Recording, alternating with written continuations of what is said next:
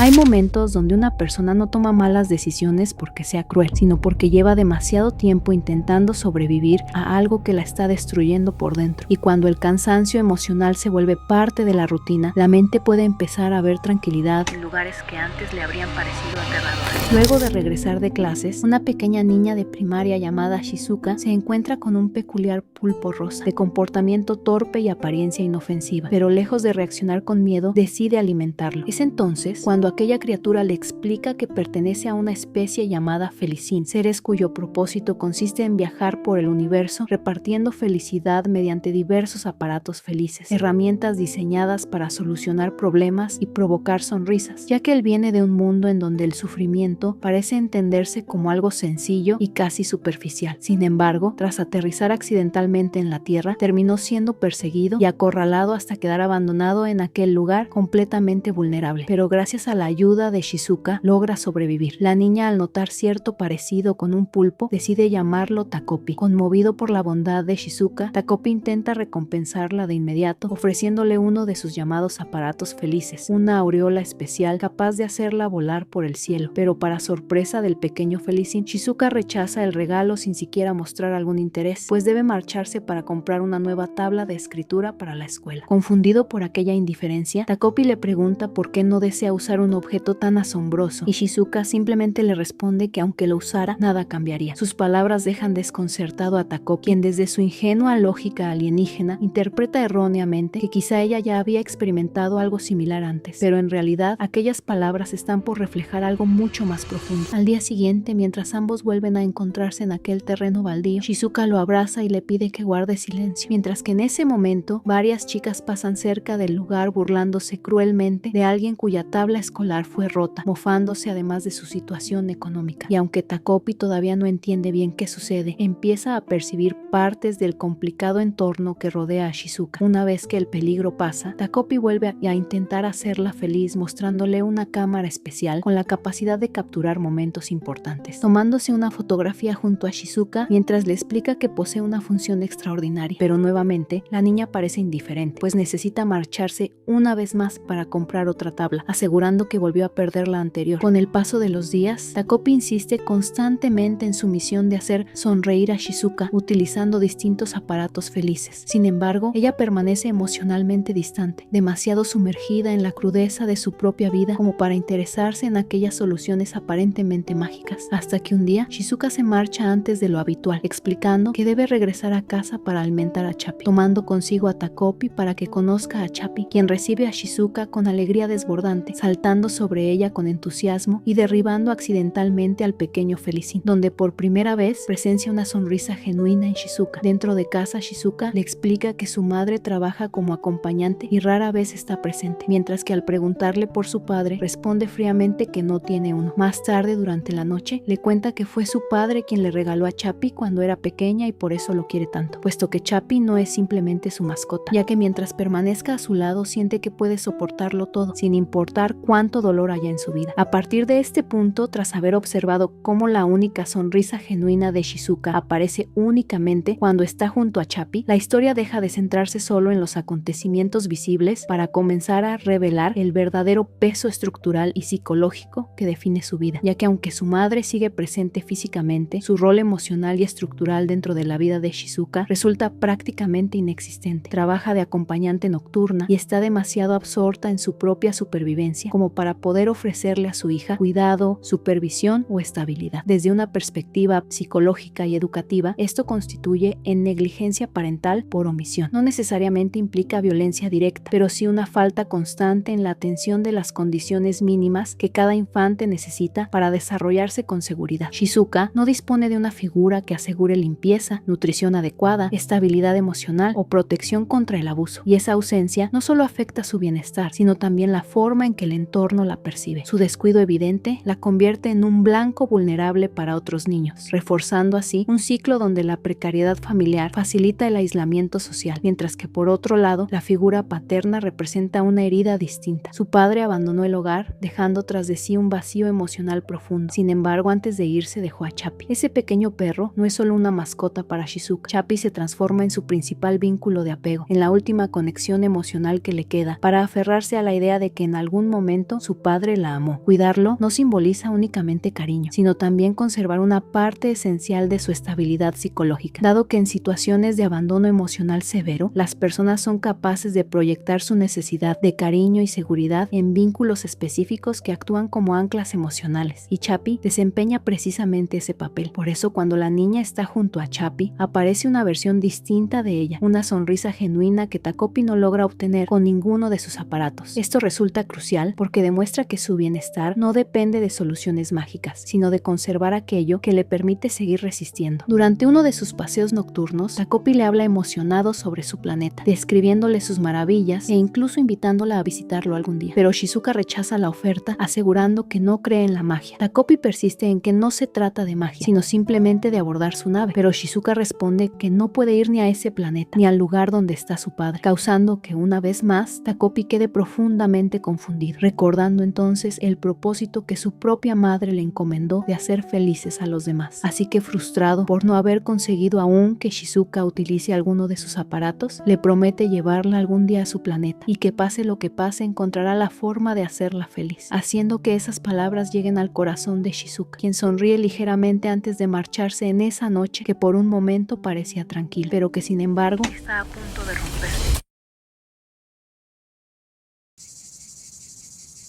A la mañana siguiente, Shizuka aparece con la mirada completamente vacía, cubierta de suciedad y sosteniendo en sus manos el collar de Chappie. Takopi, limitado por su naturaleza inocente e incapaz de procesar el trauma humano en toda su magnitud, sigue creyendo que algún aparato podrá solucionar aquello que visiblemente ha destrozado emocionalmente a la niña. Mientras busca desesperadamente entre sus herramientas algo capaz de devolverle la felicidad, Shizuka permanece en un estado de absoluto entumecimiento, como si toda reacción emocional hubiese desaparecido. Es entonces que le ofrece un listón especial de amistad, creyendo que podría ayudarla a reconciliarse con los demás y mejorar su situación. Pero para su sorpresa, Shizuka acepta de inmediato. No obstante, pide usarla sola, y a pesar de que existe una regla estricta que prohíbe dejar a otros usar los aparatos felices sin supervisión directa, Takopi, cegado por la ilusión de verla mejor, rompe dicha regla y se lo entrega, observando cómo Shizuka se marcha sin más con la cinta entre sus manos. Conforme las horas avanzan, la inquietud de Takopi comienza a crecer de una manera que hasta entonces no había experimentado, por lo que, movido por esa preocupación, decide ir hasta la casa de Shizuka con la esperanza de encontrarla sana y salva. Sin embargo, al llegar, Takopi encuentra a Shizuka suspendida con el lazo alrededor de su cuello. Al principio intenta ayudarla como si se tratara simplemente de otro problema que pudiera resolverse, pero cuando finalmente logra bajarla y el cuerpo cae, la verdad se impone de forma irreversible. Al ver frente a sus ojos que Shizuka ha muerto, el terror lo invade por completo. Temblando, roto y aterrorizado, recuerda la regla que jamás debió romper. Convencido de que todo pasó por haber dejado sola a Shizuka con aquel aparato, se culpa profundamente por su muerte. Mientras sostiene el meñique de su pequeña mano sin vida, Takopi se disculpa entre lágrimas, incapaz aún de comprender que el verdadero origen de aquella tragedia era mucho más profundo que una sola decisión. Es en este momento donde se nos muestra la culminación de un colapso que se venía construyendo desde hace mucho tiempo. La pérdida de Chappie significó para Shizuka la destrucción del último refugio emocional, del único vínculo que le permitía soportar una existencia marcada por la pobreza, el abandono, la negligencia y la violencia constante. Su sufrimiento había sido persistente por mucho tiempo, pero aún quedaba una estructura mínima de resistencia sostenida por aquello que Chappie representaba: compañía, apego y la última ligadura emocional con la idea de haber sido amada. Y cuando ese sostén desaparece, emerge una forma de desesperanza absoluta. No se trata simplemente de tristeza profunda, sino un estado psicológico donde la posibilidad de un futuro soportable se desvanece completamente. Es la ruptura estructural del sentido, donde la resistencia ya no sirve de nada porque ya no hay nada que pueda mitigar el dolor. Bajo esa realidad, la aparente aceptación de Shizuka a una nueva solución no representa una recuperación emocional genuina, sino una manifestación de agotamiento extremo. Su comportamiento demuestra que el problema no fue nunca un conflicto aislado, sino la inmensa cantidad de heridas emocionales no intervenidas. Por otra parte, la reacción de Takopi refleja una incapacidad esencial para comprender la complejidad del sufrimiento humano. Su tendencia a reducir la tragedia a una única decisión incorrecta funciona como una forma de desviación mental, puesto que resulta menos doloroso tomar responsabilidad por romper una regla concreta que afrontar la realidad de que existen daños psicológicos producidos por sistemas enteros de abandono y violencia. Aquí se muestra como la buena intención por sí sola no basta para salvar a un ser que ha sido destruido progresivamente por su entorno. entorno. Así Takopi personifica una forma extrema de positividad tóxica, en la que el deseo sincero de ayudar choca brutalmente con una realidad mucho más complicada, en las que algunas heridas no se pueden resolver con soluciones simples, porque no nacen de un único problema, sino de estructuras profundas de sufrimiento sostenido, ya que la tragedia de Shizuka no se debe a un solo momento, se debe a todo lo que pasó mucho antes y que nunca se detuvo realmente. Poco después, en medio de su desesperación, Takopi mira la cámara con la que había tomado la fotografía junto a Shizuka y recuerde su verdadera función, en la que insertando la fotografía puede regresar al momento exacto en que se tomó, por lo que, decidido a enmendar su error, activa la cámara y viaja al pasado con la única finalidad de salvarla. De vuelta en aquel momento inicial, Takopi se acerca más a Shizuka y le pide que le permita acompañarla todos los días a la escuela, utilizando uno de sus aparatos para transformarse en una simple flor a los ojos de los humanos y pasar desapercibido entre ellos. Es así como por primera vez ve directamente el entorno escolar de Shizuka. Allí conoce a Marina, una compañera que constantemente se burla de ella, ridiculizándola por su apariencia y tratándola con una hostilidad que Takopi no logra comprender. Durante clases, observa cómo Marina roba su cuaderno, exponiéndola públicamente frente al salón, y Takopi, creyendo ingenuamente que ese incidente pudo ser la razón principal detrás de su suicidio, vuelve a usar sus poderes temporales para intervenir, logrando así ayudar a Shizuka a recuperar sus materiales, a responder correctamente en clase y a evitar múltiples humillaciones. Sin embargo, cuanto más interviene, más evidente se vuelve el odio de Marina. Confundido, Takopi empieza a preguntarse por qué Marina parece odiar tanto a Shizuka, desde su lógica simplista hasta llega a pensar que tal vez simplemente intenta llamar su atención o reconciliarse con ella. Sin embargo, al día siguiente, cuando Marina finalmente cita a Shizuka para hablar en la bodega del gimnasio, Takopi lo toma como una oportunidad para resolver el conflicto, pero escondido en el baño presencia el auténtico terror de Shizuka, que tiembla y llora ante la sola idea de enfrentarse a ella. Arraigado a la intención de ayudar, Takopi usa otro dispositivo para transformarse físicamente igual a Shizuka y acudir por ella, pero su optimismo se destruye de una manera brutal. Marina lo recibe con violencia inmediata, golpeándolo repetidamente mientras descarga toda su ira acumulada, donde por primera vez Takopi experimenta el miedo, el dolor físico y la crueldad humana de una forma directa, pero que aún así, entre lágrimas, insiste en que tal vez hablando podrían arreglar sus problemas. Pero Marina, movida por un rencor mucho más profundo, la rechaza con todas sus fuerzas, gritando que jamás sería amiga de la hija de una prostituta, mientras revela la verdadera raíz de su odio con una frase devastadora que deja paralizado su cuerpo: "Devuélveme a mi padre". Al volver una vez más en el tiempo, empieza a comprender que su intervención no solo afecta a pequeños sucesos, sino también a heridas familiares mucho más profundas. Sin embargo, aún aterrado, reúne valor para buscar ayuda adulta y consigue impedir una tragedia mayor. Más tarde, Shizuka se cruza con Azuma, un compañero que le ofrece un apoyo sincero, pero que enseguida rechaza, convencida de que nada cambiará realmente. Takopi, aún sintiéndose culpable, se disculpa continuamente con Shizuka, creyendo que muchos de sus problemas se debieron a causa de su intromisión. Pero Shizuka le aclara que el problema con Marina se remonta a mucho tiempo atrás, cuando sus padres se vieron envueltos en situaciones familiares muy dolorosas. Admite que sigue odiando su escuela, pero que últimamente soportarla resulta un poco menos insoportable gracias a su compañía. Por otra parte, Marina vuelve a casa y se enfrenta a su propia realidad, en la que se encuentra con su madre emocionalmente destrozada y consumida por el abandono de su marido, quien ahora culpa indirectamente a Shizuka y a su familia por la destrucción de su hogar, resultando claro que Marina también está atrapada en una estructura familiar extremadamente dañina. A medida que Takopi continúa interviniendo, comienza a toparse poco a poco con una verdad mucho más compleja de lo que había imaginado al principio. El sufrimiento de Shizuka no puede explicarse con incidentes específicos ni momentos particulares de crueldad. Cada pequeño esfuerzo por aliviar una situación específica, como evitar humillaciones, recuperar objetos o impedir ciertos abusos, apenas logra reducir síntomas superficiales dentro de una estructura mucho más profunda y persistente, porque el problema real es un sistema de abuso continuo, ya que la violencia que marca la vida de Shizuka proviene de múltiples factores que se unen, como el abandono familiar, la pobreza, el aislamiento social y la agresión escolar. Ninguno de estos elementos funciona por separado, sino que forman parte de un entorno en el que el dolor ya no es temporal, sino que se convierte en una condición permanente de la existencia. Esta comprensión también comienza a extenderse hacia la figura de Marina, ya que aunque sus acciones siguen siendo profundamente crueles, gradualmente se revela que su violencia también nace de un entorno emocional severamente deteriorado. La desintegración de su núcleo familiar, el abandono paterno y la manipulación psicológica ejercida por su madre configuran en ella una forma distinta de sufrimiento, una donde el dolor no procesado termina proyectándose destructivamente sobre otra persona. Esto no es para justificar sus actos, pero sí para exponer una de las facetas más dolorosas de la violencia en las personas heridas que faltas de apoyo o contención pueden ejercer sobre los otros la misma violencia que las está destruyendo internamente. Al día siguiente, la tensión parece disminuir superficialmente, pero durante otro paseo nocturno, Shizuka comparte con Takopi recuerdos de su infancia junto a su padre, confesando cómo perdió toda fe en la magia o en cualquier fuerza superior tras el divorcio de sus padres, hasta que de manera repentina, Marina aparece delante suyo, lo que inmediatamente lleva a una confrontación repentina que se intensifica rápidamente. Shizuka intenta escapar junto con Chapi, pero Marina la golpea, provocando que Chapi reaccione para protegerla, haciendo que Marina aproveche el incidente para gritar, alertando a los que los rodean, lo que culmina con la intervención de la perrera. Takopi, marcado por el sufrimiento de Shizuka, intenta una y otra vez cambiar las circunstancias, viajando en el tiempo repetidamente, cambiando rutas, horarios, decisiones e incluso evitar ciertos encuentros, pero por mucho que cambie los detalles, el resultado sigue siendo el mismo, en el que Marina siempre acaba encontrándolos y Chapi siempre termina separado de Shizuka, hasta que al final ambos terminan en la perrera municipal, donde la madre de Shizuka aparece únicamente por obligación, sin ofrecer consuelo ni apoyo emocional, limitándose a informarle fríamente que Chapi será enviado a casa de su padre, pues no puede quedarse en la ciudad. Luego se marcha sin más para continuar con su trabajo como catadora de puercos, dejando una vez más a Shizuka sola y abandonada, no solo por las circunstancias, sino también por quienes deberían protegerla. Más tarde, de regreso en su hogar, Takopi permanece aferrado a la idea de no rendirse, ya que a pesar de todo lo ocurrido, sigue convencido de que todavía hay una manera de hacer feliz a Shizuka, por lo que bajo esa lógica ingenua le propone ir en busca de Chapi a donde se encuentra su padre, ya que para Takopi, mientras Chapi siga con vida, todavía hay esperanza. Sin embargo, esa perspectiva muestra un fallo significativo en su comprensión, puesto que él aún piensa en el sufrimiento humano como un conjunto de problemas prácticos con soluciones específicas y todavía no alcanza la profundidad emocional de una psique que lleva años deteriorándose bajo el abandono y la desesperanza perpetua. En cambio, para Shizuka, la posibilidad de recuperar a Chapi ya no funciona como una solución inmediata capaz de restaurarla. El deterioro mental ha llegado a tal punto que incluso las opiniones potencialmente esperanzadoras parecen incapaces de atravesar el agotamiento extremo en que se encuentra. Su constante deseo de dormir y de desaparecer en ciertas ocasiones no es solo tristeza, es una forma de retraimiento emocional profundo, donde la mente busca reducir emociones porque el dolor ha superado su capacidad de procesamiento. Takopi, quien todavía no es capaz de comprender la profundidad del sufrimiento humano, insiste en buscar una solución, ya que en su mente la felicidad sigue siendo recuperable por medio de acciones específicas, por lo que, convencido de que convivir con otros niños mejoraría su ánimo, logra persuadir a Shizuka para volver a la escuela. Pero sin embargo, al momento en que Shizuka cruza la entrada, el entorno deja claro que la escuela sigue siendo uno de los principales escenarios de violencia en su vida. Las miradas de sus compañeros no expresan apoyo ni compasión verdaderos, sino curiosidad morbosa. Y por desgracia, cuando hablamos de trauma infantil, volver a un ambiente vinculado al abuso sin una red de apoyo apropiada no es sinónimo de normalidad, sino una nueva exposición emocional donde la vulnerabilidad se intensifica. Marina, fiel a su naturaleza cruel, aprovecha aquella tensión para posicionarse como víctima. Utiliza lo ocurrido para seguir hostigando a Shizuka, manteniendo sus burlas y ataques durante la clase con la misma frialdad de siempre. Pero Asuma interviene en medio de la sofocante atmósfera, interrumpe la situación y pide que ambas se dirijan al salón de música, alejando temporalmente a Marina y a su grupo. Asuma intenta ofrecerle su apoyo emocional, pero Shizuka, aún emocionalmente fracturada, rechaza incluso esa ayuda, y esto muestra una dimensión aún más devastadora del trauma prolongado, ya que después de suficiente sufrimiento, muchas víctimas dejan de creer que el apoyo pueda cambiar algo, incluso cuando este finalmente aparece. Más tarde, al volver sola a casa por el bosque, Shizuka se encuentra repentinamente con Marina, quien enseguida adopta una actitud más fría al notar que Shizuka intenta ignorarla, pero que al mencionar a Chapi, activa de inmediato ese último fragmento emocional capaz de movilizarla, puesto que esa sola mención basta para encender una chispa de esperanza desesperada en Shizuka, la cual, a pesar del miedo, decide seguirla dentro del bosque, mientras Takopi las observa desde la distancia. Finalmente, en medio del bosque, Marina se detiene y sin piedad alguna lanza su mochila hacia Shizuka, mientras le revela con absoluta crueldad que Chapi está muerto. Ella lo niega una y otra vez desesperadamente, aferrándose a la posibilidad de que sea mentira, pero Marina no se detiene, la golpea, la humilla, la arrastra emocional y físicamente hasta reducirla por completo, gritándole que alguien como ella, sin amigos, sin padre y sin una madre que realmente la quiera, también debería morir, descargando sobre ella no solo crueldad infantil, sino años de resentimiento heredado, trauma familiar y desplazamiento emocional, haciéndola responsable de manera indirecta de la destrucción de su propio hogar, dejando ver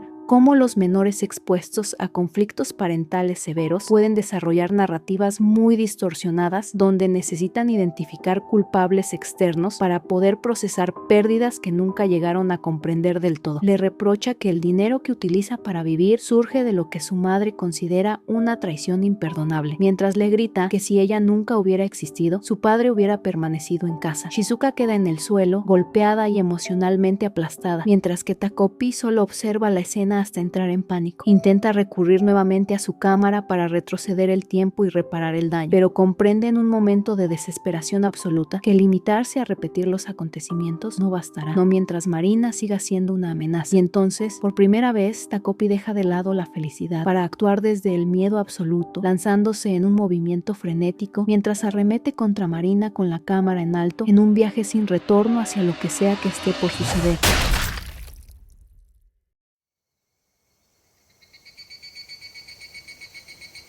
La cámara golpea el rostro de Marina violentamente, haciéndola caer al momento. Takopi queda paralizado e intenta utilizar una vez más la cámara para deshacer lo ocurrido, pero esta ya no funciona por el daño que ha recibido, mientras que en ese instante entiende el tamaño irreversible de sus acciones, en donde Marina yace frente a sus ojos inmóvil y sin vida. Takopi es consumido por el shock y una culpa que apenas empieza a comprender, entrando en un estado de colapso emocional, pues este ha cruzado una línea que jamás consiguió entender del todo, debido a que él no actuó desde la malicia, sino desde una mezcla devastadora de amor, miedo e incomprensión emocional. Sin embargo, precisamente porque no comprende plenamente la fragilidad humana ni las consecuencias irreversibles de sus actos, su intervención se convierte en tragedia. La muerte de Marina no se presenta como un acto de odio planificado, sino como la consecuencia extrema de una buena intención realizada sin una comprensión profunda del sufrimiento humano. Y ahora, como consecuencia de que la cámara deja de funcionar, Takopi pierde mucho más que una herramienta, pierde la capacidad de corregir sus errores y ahora por primera vez se verá obligado a enfrentarse con la continuidad irreversible de sus actos. Sin embargo, antes de que pueda procesarlo completamente, Shizuka sonríe inesperadamente bajo una felicidad profundamente perturbadora, mientras que entre lágrimas le confiesa a Takopi que nunca antes creyó en la magia, pero siempre quiso que Marina desapareciera, porque el sufrimiento solo así terminaría, solo así podría dejar de tenerle miedo a la escuela y solo así podría imaginar una vida diferente. Y ahora, ante el cadáver de quien encarnó gran parte de su infierno, siente que por fin puede respirar, agradeciendo a Takopi entre lágrimas por haberla asesinado por él. Esta reacción no representa simplemente la crueldad, sino el extremo estado de una mente infantil desarrollada durante demasiado tiempo por el abuso constante, ya que cuando una fuente prolongada de terror desaparece abruptamente, incluso mediante violencia, la psique traumatizada puede experimentar liberación inmediata antes de procesar plenamente la gravedad moral de lo ocurrido. La gratitud de Shizuka hacia Takopi muestra hasta qué punto su visión del mundo ha sido profundamente distorsionada por el sufrimiento, porque para ella la desaparición de su principal agresora no representa inicialmente una tragedia, sino una liberación. Asimismo, Takopi, que todavía no es capaz de diferenciar el alivio momentáneo del verdadero bienestar, toma su sonrisa como una señal de triunfo, porque si ella está feliz, pues en su retorcida lógica todo debe estar bien. Así ambos abandonan lentamente el bosque, dejando atrás el cuerpo sin vida de Marina. No obstante, al abandonar aquel lugar, son encontrados repentinamente por Azuma, cuya presencia transforma de inmediato la atmósfera, ya que lo que para Shizuka parecía el inicio de su liberación, para Azuma se convierte en una escena de horror absoluto. Sus ojos no solo descubren a Takopi, aquella criatura cuya existencia por sí sola desafía toda lógica humana, sino también el cuerpo inmóvil de Marina a la distancia. Shizuka, todavía envuelta en lágrimas de alivio, explica con una perturbadora naturalidad que Takopi asesinó a Marina utilizando uno de sus aparatos felices y que además proviene de otro planeta. Sin embargo, Azuma apenas si puede procesar tal absurdo, no porque se cuestione lo que escucha, sino porque la gravedad del cadáver frente a él eclipsa cualquier otro detalle. Y es aquí donde la obra nos revela cómo un sufrimiento extremo puede deformar por completo la percepción de la justicia. Shizuka piensa que la muerte de Marina no se siente como un asesinato en el sentido ético tradicional, sino como una liberación de lo que encarnaba su sufrimiento permanente. Su alivio no surge desde la maldad, sino desde una mente infantil profundamente erosionada por el abuso crónico, dado que cuando alguien vive atrapado durante tanto tiempo dentro de dinámicas de humillación, la desaparición del agresor puede sentirse menos como violencia y más como supervivencia. Asuma, sin embargo, sí comprende el verdadero peso moral de lo ocurrido. Insiste aterrado en que deben asumir las consecuencias, rendirse y enfrentarse a la realidad. Pero para Shizuka, cuya mente todavía está en un estado de pura supervivencia emocional, su mayor miedo no es la culpa, sino perder cualquier oportunidad de encontrarse de nuevo con Chappie, mostrándonos cómo su negatividad revela hasta qué punto su sistema de prioridades ha sido completamente moldeado por el trauma. Pues aún ante la muerte su centro emocional sigue siendo lo que aún cree su último refugio afectivo. Desesperada insiste en buscar otra solución, mientras que Takopi, confundido ante las reacciones opuestas entre ella y Asuma, comienza a enfrentar una contradicción que su naturaleza alienígena no puede resolver, preguntándose cómo puede el mismo acto dar alivio para una persona y horror absoluto para otra. Con incredulidad y miedo, Asuma acaba proponiendo enterrar el cuerpo, mientras Shizuka insiste repetidamente en que la ayude usando la magia de Takopi. Y pese a que Asuma le recuerda una y otra vez las terribles consecuencias de sus actos, Shizuka termina diciendo aquellas palabras que dan directo en lo más profundo de su mente. ¿Por qué no puedes hacerlo? ¿Por qué no puedes hacerlo? ¿Por qué no puedes hacerlo? ¿Por qué no puedes hacerlo? ¿Por qué no puedes hacerlo? ¿Por qué no puedes hacerlo?